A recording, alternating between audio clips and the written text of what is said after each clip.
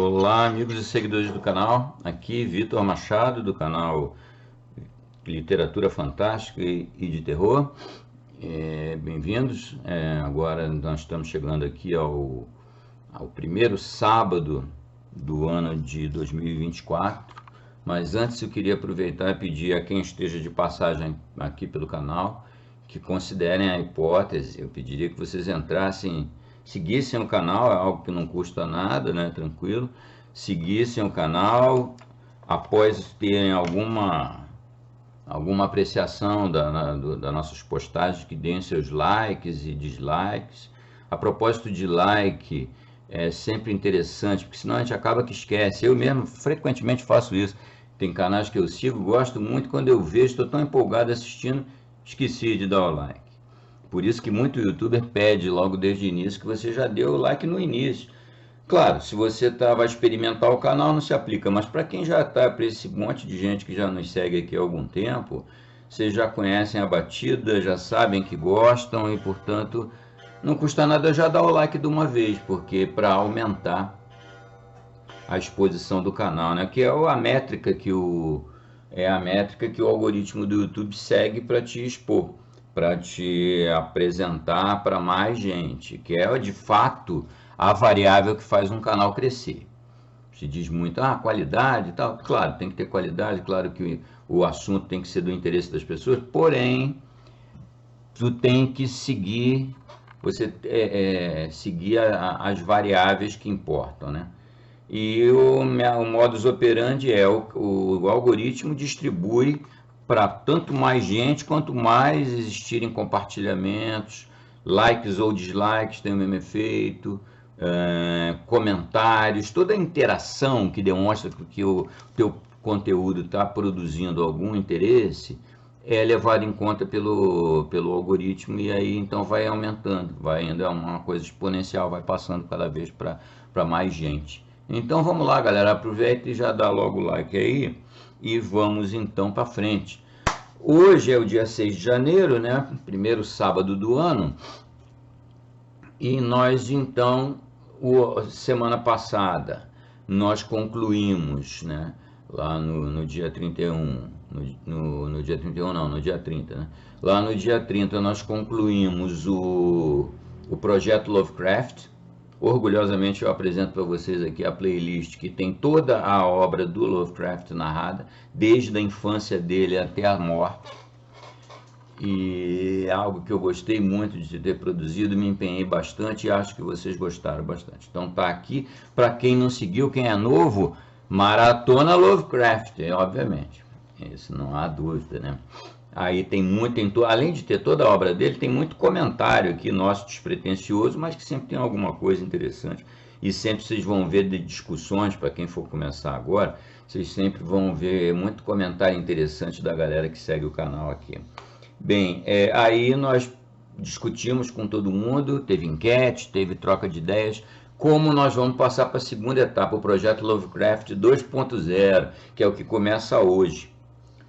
Ganhou, e é por isso que hoje começa com uma obra desse grupo, ganhou Círculo Lovecraft. Para quem não está familiarizado, é um grupo de escritores, amigos e admiradores, devedores do Lovecraft, devedores do ponto de vista artístico, né, do Lovecraft, e que se compunham um grupo em torno dele que escrevia histórias frequentemente ambientadas nesse ambiente mítico que o Lovecraft criou, um caso único da literatura mundial. A gente já falou bastante ao longo de outras introduções aí. Então, o Círculo Lovecraft tem figuras do nome de um Robert Bloch, do Robert Howard, do Clark Ashton Smith, August Derleth, tem um monte de gente, Frank Belknap Long, por aí afora. Nós temos aqui uma playlist que está aqui, que são obras que a gente foi narrando de pessoal, de autores, de escritores do Círculo Lovecraft. Então, ganhou o projeto Lovecraft 2.0 ser uma sequência das obras do Círculo Lovecraft. Na realidade, e ganhou por pouco, mas não foi tão pouco. Ganhou, o segundo lugar foi as obras que o Lovecraft escreveu em parceria com outros autores, tem uma boa série delas, umas 20 por aí. O que na realidade acaba sendo muito sobreposto, um universo com o outro. Então, obras compartilhadas do Lovecraft com outros autores, ou obras do círculo Lovecraft, são muito imbricadas, né? Então, o que acabou se decidindo? Hoje nós vamos postar uma obra do Círculo Lovecraft, no outro sábado, dia 13, a gente vai para uma obra do Lovecraft, a mais antiga que tem dele, compartilhado com outro autor, e depois nós vamos postar uma poesia dele, e assim iremos alternando. Eu achei realmente isso uma sugestão de um seguidor, muito boa ideia, e assim nós vamos ainda permanecer com o mestre aqui entre nós por um longo tempo. Não só na intenção, né, que seria manter só o círculo Lovecraft, a gente vai ter o próprio, como vai ser no sábado que vem, dia 13. Bom, então hoje é isso aí que nós temos para vocês. Qual vai ser a história? Eu dei pistas na postagem anterior, não vi nenhum comentário a respeito, mas acho que foi fácil, né? Uma obra de seguidor dele, do Círculo, baseada na mitologia grega. E o que eu escolhi? Foi um pedido de seguidor também. A Górgona do famoso Clark Ashton Smith. Clark Ashton Smith, um dos maiores seguidores do Lovecraft, apesar de eles nunca terem sido vistos, salvo engano, hein? Eles nunca se viram pessoalmente, mas eles eram muito ligados, se escreviam, desde que o Clark entrou em contato por carta com o Lovecraft, que foi em 22, até a morte do mestre, que foi em 37. Então eles se correspondiam um bocado, né? Vocês vão ver que é uma obra que tem um temperinho Lovecraftiano, tem pitadas de horror cósmico, mas é bem menos forte que nas obras do Lovecraft, porque ela tem um tom poético que é característico do Clark. Clark Ashton Smith é um poeta, basicamente. A primeira fase da vida dele de escritor era basicamente poesia. E depois, quando ele entrou em contato com o Lovecraft, é que ele passou então a enveredar pela ficção estranha, Weird Fiction, né? E passou a ser um dos maiores nomes lá da Weird Tales, aonde foi publicado em 32 este conto aqui. 32 nada, 35. Esse conto aqui, A Górgona. Então, é um conto pequeno, contrasta com essas postagens enormes que tem tido nas últimas vezes, né? Então nós vamos ter aí um conto, tamanho de conto, que tem toda uma ambiência misteriosa, passada em Londres, é bem sombrio, bem místico, bem misterioso, mesmo para os padrões de Londres. Vocês vão notar que o lugar para onde o protagonista se mete seguindo um cara que ele encontra, um velho misterioso, já lembra muito Lovecraft. Ele encontra esse velho misterioso e vai com ele para um lugar que é um mistério dentro de outro mistério. Se Londres você considera, nessa época, algo assim meio sombrio, místico, enevoado e tal, esse lugar é uma célula mais misteriosa ainda, para onde ele vai e aonde ele vai ter contato com a lenda da Górgona. É um conto super bacana, realmente. E é isso que nós tínhamos para hoje. Vamos recomeçar o projeto Lovecraft 2.0. Eu irei jogando na mesma playlist, né? E vou alimentar também a playlist Círculo Lovecraft, por se tratar de uma obra do Clark Ashton Smith. O que mais que eu poderia falar é que na próxima quarta-feira nós vamos encerrar A Casa no Limiar, esse monumento do fantástico, uma obra alucinatória, né? Não vamos nos estender por aqui porque a gente vai alucinar. Então, espero que vocês estejam gostando dela, já foi para a segunda etapa, e na terceira eu vou fazer uns comentários meio arrumando toda essa essa história aí, porque ela tem é um pouco até confusa a forma com que ela foi imaginada, elaborada, né? Mas é isso aí que eu tinha para vocês. Vamos lá? A Górgona, Clark Ashton Smith.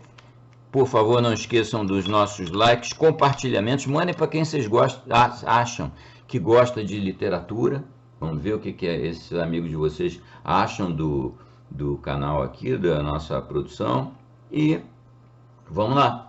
Saudações, abraço a todo mundo, divirtam-se. Bom sábado na companhia da Górgona. A Górgona, Clark Ashton Smith, publicada em 1932 na Weird Tales, volume 19, número 3. No entanto, é menos o horror do que a graça que transforma o espírito do observador em pedra. Shelley. Não tenho motivos para esperar que alguém acredite na minha história. Se fosse a história de outra pessoa, provavelmente eu não me sentiria inclinado a dar-lhe crédito.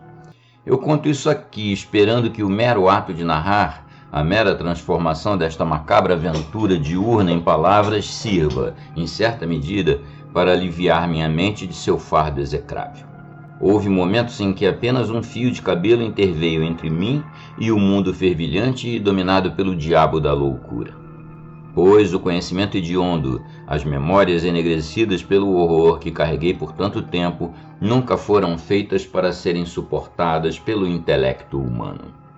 Uma confissão singular, sem dúvida, para quem sempre foi um conhecedor de horrores. As coisas mortais, malignas e sinistras que se escondem no labirinto da existência exerceram para mim um fascínio não menos potente que o profano. Procurei-os e olhei para eles como quem vê num espelho os olhos fatais do basilisco. Ou como um sábio que manuseia venenos corrosivos em seu laboratório com máscara e luvas. Nunca eles tiveram para mim o menor indício de ameaça pessoal, já que eu os via com o mais impessoal distanciamento. Investiguei muitas pistas do espectral, do medonho, do bizarro e de muitos labirintos de terror, dos quais outros teriam recuado com cautela ou receio. Mas agora eu poderia desejar que houvesse uma isca que eu não tivesse seguido, um labirinto que minha curiosidade não havia explorado. Mas incrível do que todo o resto, talvez seja o próprio fato da coisa ter ocorrido na Londres do século XX. O puro anacronismo e a fabulosidade do acontecimento me fizeram duvidar da veracidade do tempo e do espaço. E desde então tenho estado à deriva, em mares sem estrelas de confusão ou vagando por dimensões não mapeadas. Nunca fui capaz de me reorientar, de ter a certeza absoluta de que não me perdi noutros séculos, em outras terras que não as declaradas pela cronologia e pela geografia do presente. Tenho necessidade contínua de multidões modernas, de luzes brilhantes, de risos, clangores e tumultos para me tranquilizar. E sempre temo que tais coisas sejam apenas uma barreira insubstancial, que por trás deles está o reino do horror antigo e da malignidade imemorial dos quais tive este abominável vislumbre. E sempre me parece que o véu se dissolverá a qualquer momento, e me deixará cara a cara com um medo supremo. Não há necessidade de detalhar os acontecimentos que me levaram a Londres. Bastaria dizer que sofri uma grande dor, a morte da única mulher que amei. Viajei como outros, para esquecer, para me distrair entre as novidades das cenas estrangeiras, e fiquei muito tempo em Londres, porque a sua vastidão cinzenta e envolta em névoa, as suas multidões sempre variáveis, o seu inesgotável labirinto de vias públicas, vielas e casas, eram de alguma forma semelhantes ao próprio esquecimento e ofereciam mais refúgio à minha tristeza do que as cidades mais brilhantes tinham oferecido. Não sei quantas semanas ou meses fiquei em Londres. O tempo significava pouco para mim, exceto como uma provação a ser enfrentada. E não me preocupei com sua disposição. É difícil lembrar o que fiz ou para onde fui, pois todas as coisas estavam borradas em um tom insignificante e monótono. Contudo, o meu encontro com o velho é tão claro como qualquer impressão presente, e talvez mais claro. Entre as tênues lembranças daquele período está gravado como se fosse um ácido negro. Não consigo lembrar o nome da rua onde o vi, mas não ficava longe da Strand e estava lotado por uma multidão de fim de tarde, sob um céu de neblina alta, através do qual o sol não penetrava havia dias ou semanas. Eu caminhava preguiçosamente entre rostos apressados e figuras que não significavam mais para mim do que os céus inexpressivos ou as lojas de uniformes. Meus pensamentos eram ociosos, vazios, imateriais, e naqueles dias, desde que eu fui confrontado com um horror demasiado real, abandonei a minha busca pelos mistérios mais obscuros da existência. Eu estava sem aviso prévio, sem antecipar nada além da monotonia diária das ruas e das pessoas de Londres. Então, daquela agitação anônima da humanidade, o homem apareceu diante de mim com a terrível rapidez de uma aparição. E eu não poderia jurar de que direção ele veio. Ele não era incomum em estrutura ou estatura, exceto pela ereção com que se comportava, apesar de sua idade extrema e manifesta. Suas roupas também não eram incomuns, exceto pelo fato de que também eram excessivamente velhas e pareciam exalar um ar de maior antiguidade do que o seu corte e tecido justificavam. Não foram estes, mas o rosto do homem que eletrificou todas as minhas faculdades sonolentas numa atenção fascinada e assombrada. Com a palidez mortal das suas feições profundamente enrugadas como marfim esculpido. Com seu cabelo longo e encaracolado e sua barba branca como o vapor tocado pela lua, com seus olhos que brilhavam em suas órbitas vazias como as brasas do fogo demoníaco nas cavernas do submundo, ele teria sido um modelo vivo para Caronte, o barqueiro que transporta os mortos para o Hades através do silêncio do Styx.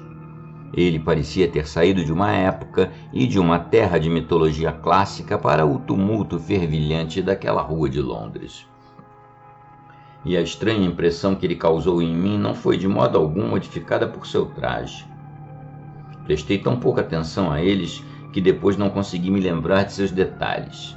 Embora eu pense que sua cor predominante era um preto que começava a assumir o verde do tempo e sugeria a plumagem de algum pássaro sinistro. Meu espanto com a aparência daquele velho singular aumentou quando vi que ninguém mais na multidão parecia notar algo incomum ou peculiar nele, mas que todos estavam se apressando em seu caminho, no máximo, além do escrutínio imediato que alguém faria a algum mendigo idoso.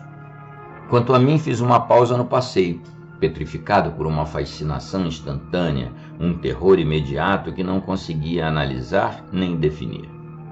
O velho também fez uma pausa, e vi que estávamos ambos um pouco afastados da corrente da multidão, que passava tão obviamente atento aos seus próprios medos e seduções. Evidentemente percebendo que ele havia chamado minha atenção e percebendo o efeito que ele causava em mim, o velho aproximou-se sorrindo com uma pitada de alguma malevolência horrível, algum mal antigo e sem nome. Eu teria recuado, mas eu estava desprovido do poder do movimento. Parado ao meu lado e me examinando com o olhar de suas orbes semelhantes a carvão, ele me disse em um tom baixo que nenhum dos transeuntes poderia ter ouvido. Posso ver que você gosta de terror. Os segredos sombrios e terríveis da morte, os igualmente terríveis mistérios da vida atraem seu interesse. Se quiser vir comigo, lhe mostrarei algo que é a quintessência de todo o horror. Você contemplará a cabeça da Medusa, com seus cachos de serpentes. Aquela mesma cabeça que foi decepada pela espada de Perseu. Fiquei extremamente surpreso com as palavras estranhas pronunciadas em sotaque que parecia ser ouvido pela mente e não pelo ouvido. De alguma forma, por mais inacreditável que possa parecer, nunca tive muita certeza em que língua ele falava.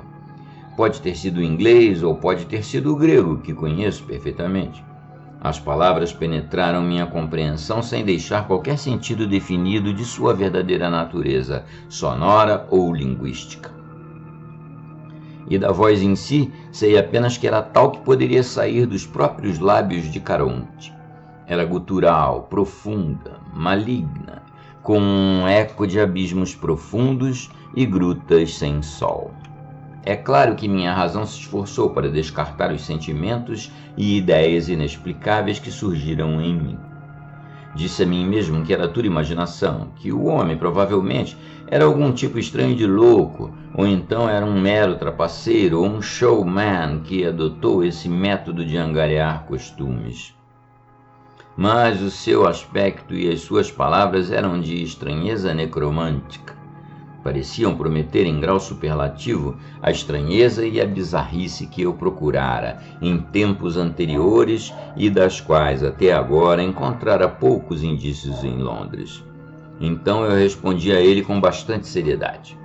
Na verdade, eu gostaria de ver a cabeça da Medusa, mas sempre compreendi que era bastante fatal contemplá-la, que aqueles que a contemplavam eram imediatamente transformados em pedra. Isso pode ser evitado, respondeu meu interlocutor. Eu lhe fornecerei um espelho, e se você for realmente cuidadoso e conseguir conter sua curiosidade, poderá vê-la assim como Perseu fez.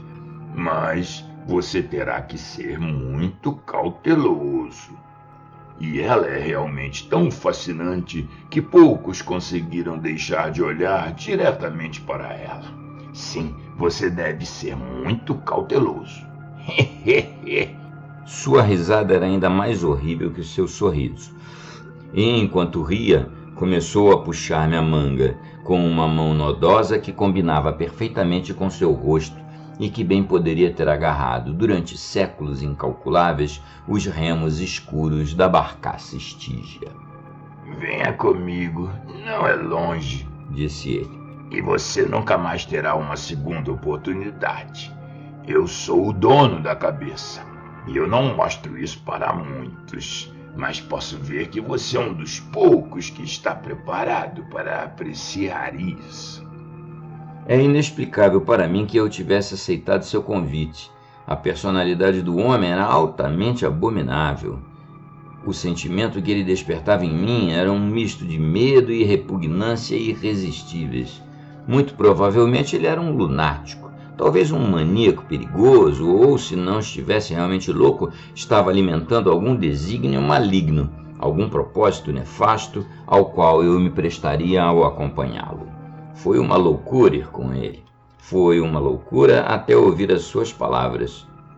E, claro, a sua afirmação selvagem relativamente à propriedade da lendária cabeça da Górgona era demasiado ridícula até para a formalidade da descrença. Se tal coisa alguma vez existisse, mesmo na Grécia mítica, certamente não foi encontrado na Londres atual, na posse de um velho de aparência duvidosa. Todo o caso foi mais absurdo do que um sonho, mas mesmo assim fui com ele. Eu estava sob um feitiço, o feitiço do mistério desconhecido, do terror, do absurdo. E eu não poderia ter recusado sua oferta, assim como um homem morto não poderia ter recusado o transporte de Caronte para o reino de Hades. Minha casa não fica longe, ele me garantiu repetidamente enquanto saíamos da rua movimentada e entrávamos em um beco estreito e sem luz. Talvez ele estivesse certo, embora eu não tenha ideia precisa da distância que percorremos.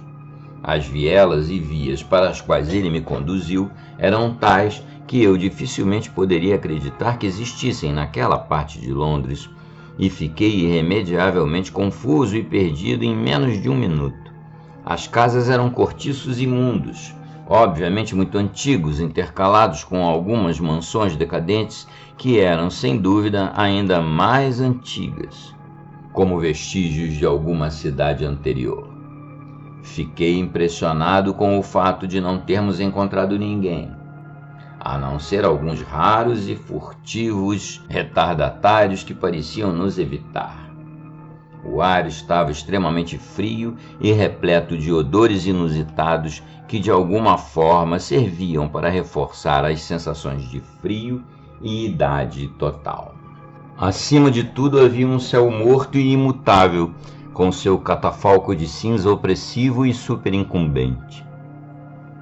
Não conseguia me lembrar das ruas por onde passamos, embora tivesse certeza de que já devia ter atravessado esta parte da cidade antes, em minhas andanças, e uma estranha perplexidade misturou-se agora ao meu sentimento de consternação e perplexidade.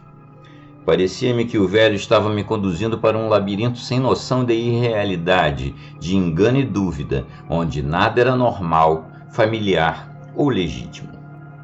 O ar escureceu um pouco, como acontece com a primeira invasão do crepúsculo, embora ainda faltasse 1 hora para o pôr do sol. Neste crepúsculo premonitório, que não se aprofundou, mas se tornou estacionário no seu grau de sombra, através do qual todas as coisas se distorceram estranhamente e assumiram proporções ilusórias, chegamos à casa que era nosso destino. Era um dos casarões em ruínas e pertencia a uma época que não consegui nomear, apesar do meu amplo conhecimento arquitetônico.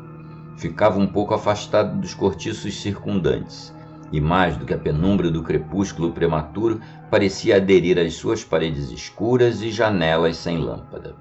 Isso me impressionou com uma sensação de vastidão. No entanto, nunca tive muita certeza sobre suas dimensões exatas, e não consigo me lembrar dos detalhes de sua fachada, exceto a porta, alta e pesada no topo de um lance de escadas que estava estranhamente desgastada pelos passos de incalculáveis gerações. A porta abriu-se silenciosamente sob os dedos nodosos do velho, que me fez sinal para que o precedesse. Encontrei-me num longo corredor iluminado por luminárias prateadas de um tipo antigo, como nunca antes tinha visto em uso real. Acho que havia tapeçarias e vasos antigos e ainda piso em mosaico, mas as lâmpadas são as únicas coisas das quais me lembro claramente.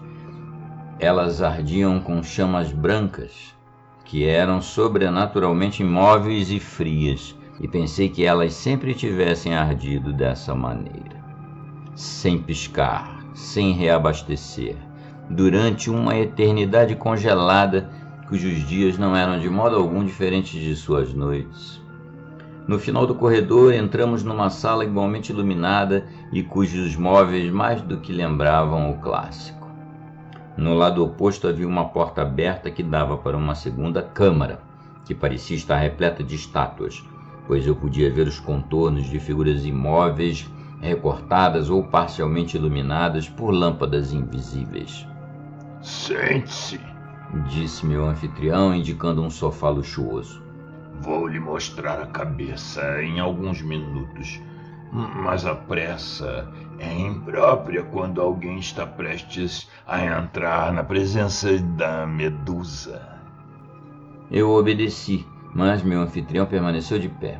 Ele estava mais pálido, mais velho e mais ereto do que nunca à luz fria do lampião.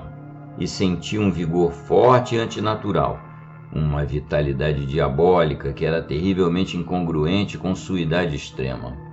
Estremeci com mais do que o frio do ar da noite e da mansão úmida.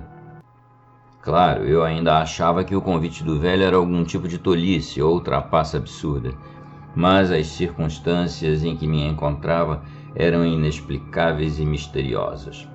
No entanto, reuni coragem suficiente para fazer algumas perguntas. Estou naturalmente surpreso, eu disse, ao saber que a cabeça da Górgona sobreviveu até os tempos modernos. A menos que a pergunta seja impertinente, você não poderia me contar como ela chegou às suas mãos? Riu o velho com um ricto repugnante.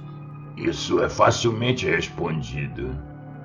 Ganhei a cabeça de Perseu em um jogo de dados, quando ele estava senil. Perseu viveu há vários milhares de anos? Sim, de acordo com a sua anotação. Mas o tempo não é de todo a simples questão que você acredita que seja. Há atalhos entre as idades, há desvios e sobreposições. sobreposições entre épocas, das quais você não tem ideia.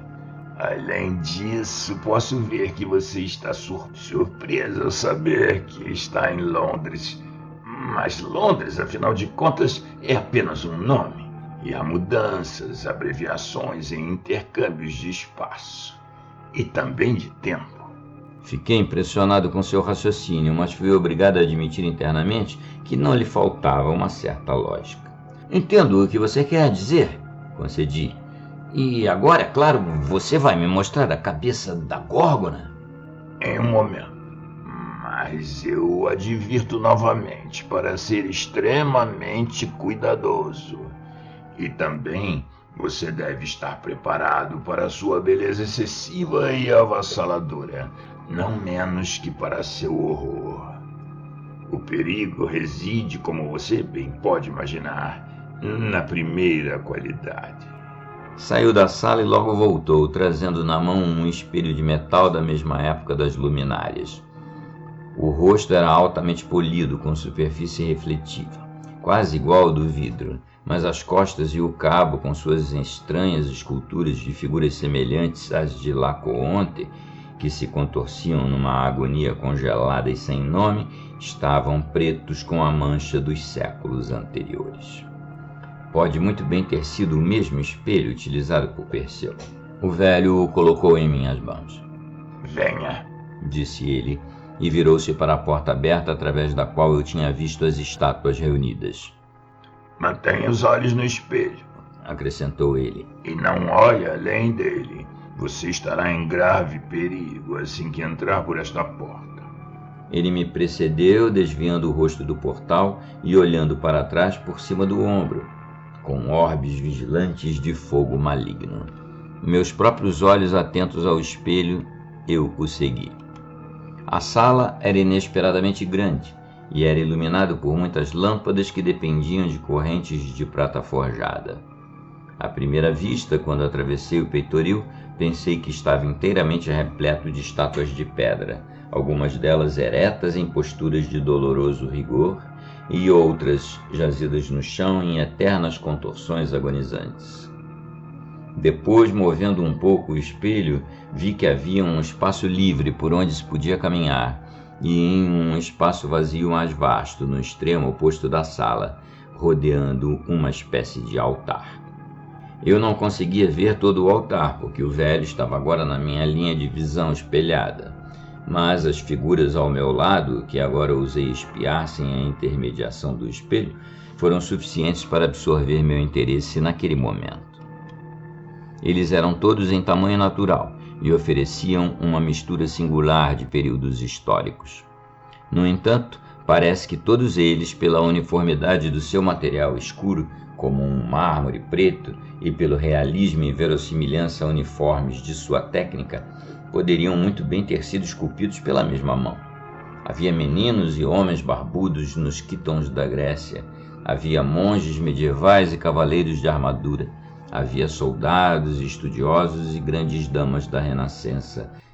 Houve pessoas dos séculos XVIII, XIX, XX, e em cada músculo, em cada traço de cada um, estava estampado um sofrimento incrível, um medo indescritível, e cada vez mais, enquanto eu os estudava, uma conjectura medonha e hedionda foi formulada em minha mente.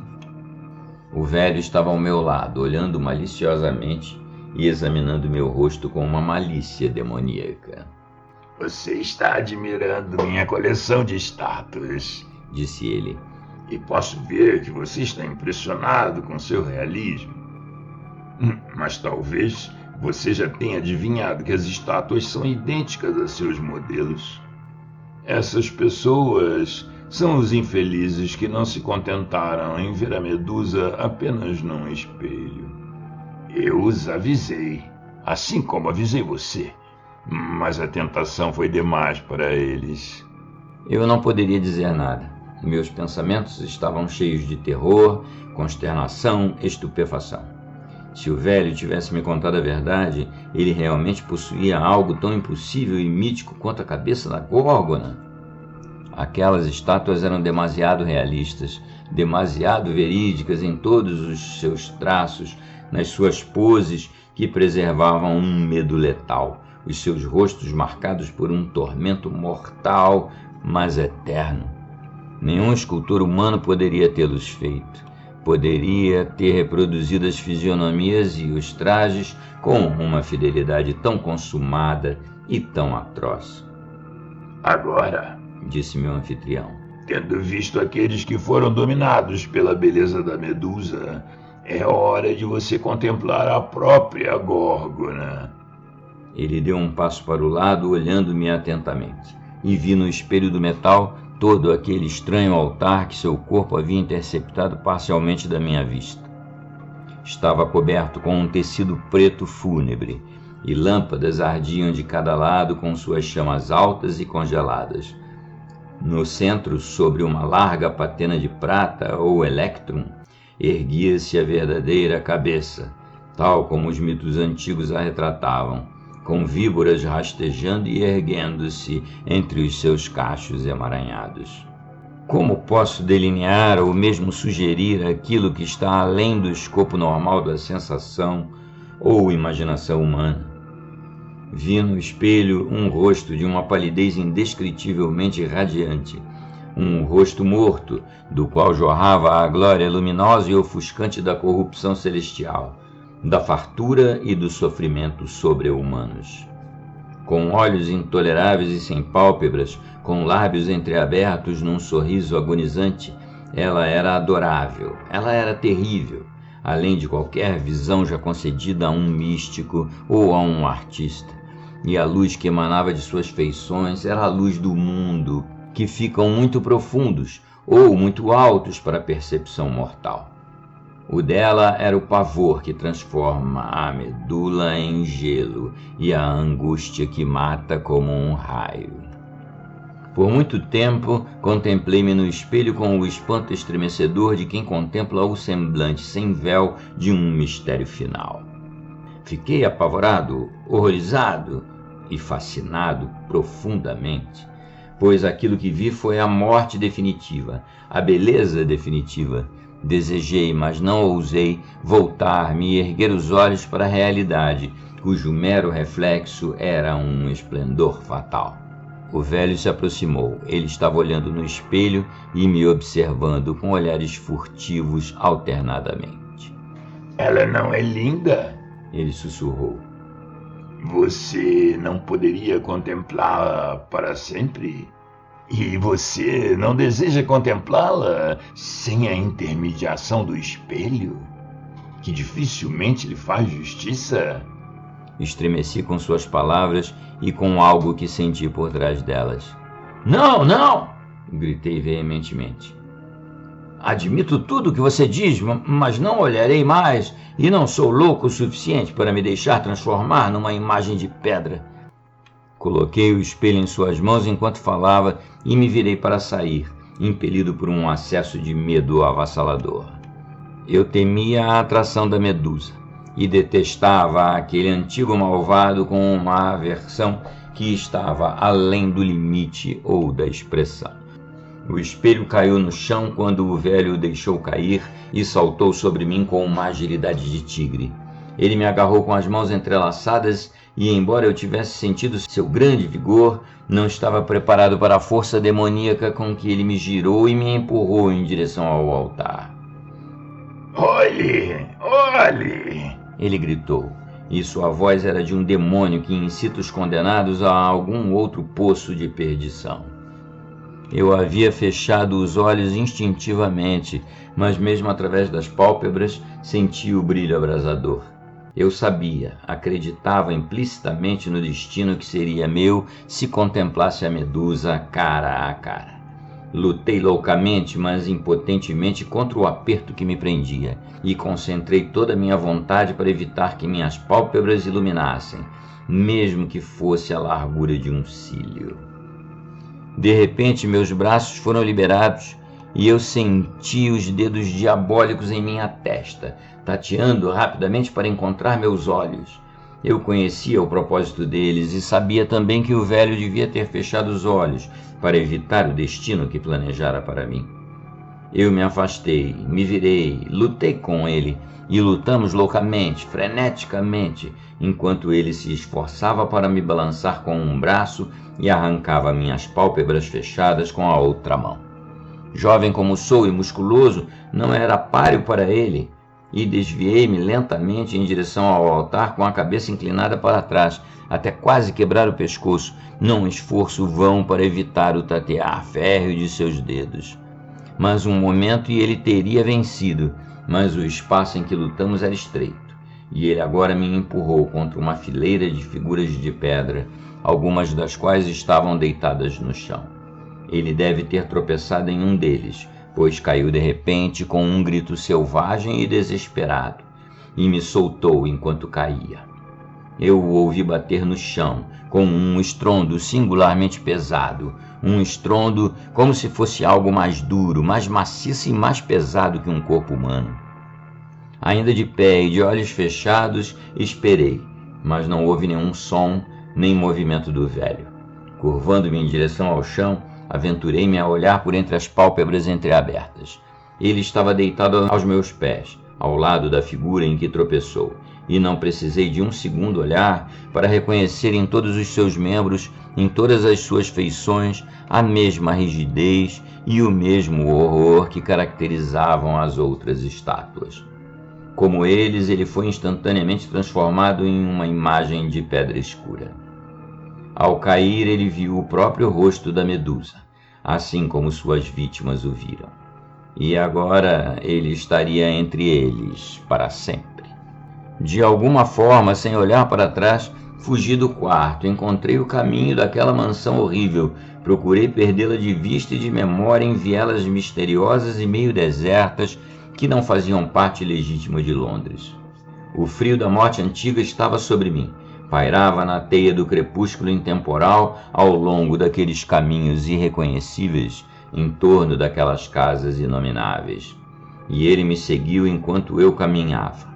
Mas finalmente, por que milagre não sei, cheguei a uma rua conhecida, onde as pessoas se amontoavam sob a luz do crepúsculo, e o ar já não estava frio, exceto por uma neblina caindo.